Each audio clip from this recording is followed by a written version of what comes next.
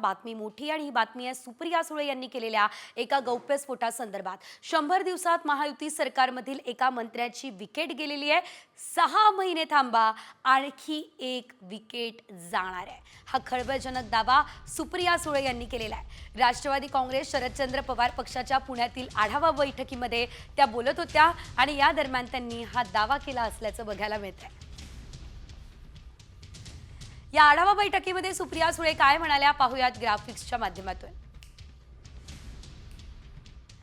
100 दिवसांमध्ये महायुती सरकारमधील एका मंत्र्याची विकेट गेली असं त्या म्हणाल्या आहेत।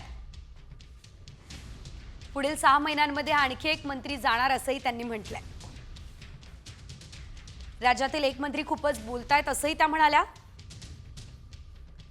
जो बायकोच्या आड लपतोय आणि सगळे उद्योग करतोय त्याचा बळी जाईल असंही सुप्रिया सुळेंनी म्हटलंय।